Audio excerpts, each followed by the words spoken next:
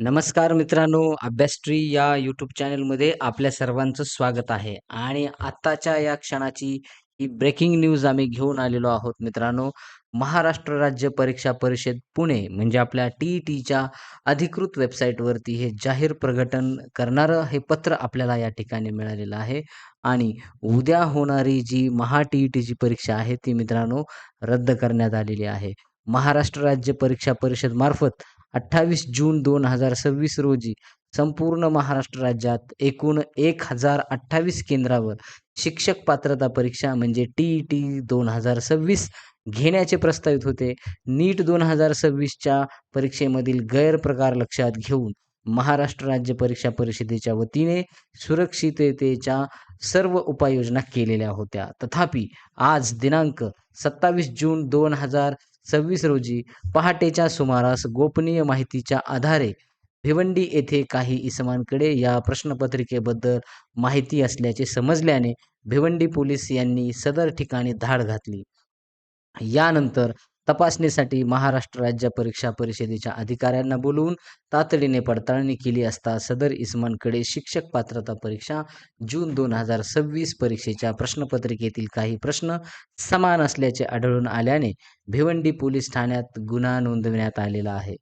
सदर परिस्थिती लक्षात घेता 28 जून 2026 रोजी आयोजित करण्यात आलेली शिक्षक पात्रता परीक्षा म्हणजे टी-ई-टी ही पुढे ढकलण्यात येत आहे.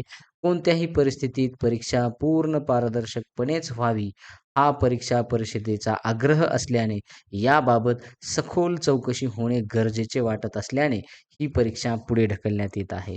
शिक्षक पात्रता म्हणजे टी-ई-टी परीक्षेबाबत अद्ययावत माहिती महाराष्ट्र राज्य परीक्षा परिषदेच्या वेबसाईटवर प्रसिद्ध करण्यात येईल. मित्रांनो, ही जे पत्र आहे हे पत्र वेबसाईटवर म्हणजे आपल्या टी-ई-टीच्या वेबसाईटवर अधिकृत वेबसाईटवरती हे पत्र आपल्याला पाहायला मिळतंय.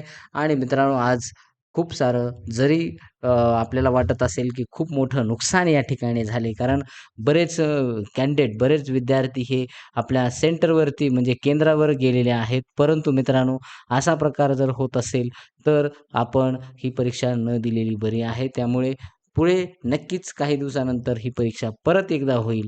घाबरण्याचे काही कारण नाही मित्रांनो, कारण असा प्रकार जर होत असेल त्यात आपलंही नुकसान होत आहे मित्रांनो. म्हणून त्यासाठी जरी आपल्याला वाटत असेल, की आज तुम्ही गेलेला आहात केंद्रावर, काही जण पोहोचलेले आहेत, काही निघणार आहेत, काही अर्ध्या वाटामध्ये आहेत.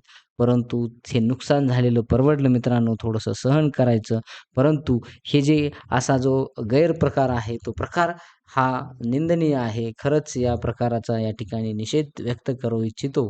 कारण असा प्रकार हा एवढ्या मोठ्या परीक्षेमध्ये होणं हे खरंच चुकीचं आहे आणि त्यासाठी महाराष्ट्र राज्य परीक्षा परिषद पुणे यांनी मात्र तात्काळ ही पावलं उचलत ही परीक्षा रद्द केलेली आहे आणि रद्द केल्यामुळे नक्कीच पुढच्या येणाऱ्या पेपरमध्ये देखील पारदर्शकपणा होऊ शकतो, येऊ शकतो, यासाठी हे पाऊल त्यांनी उचललेलं आहे.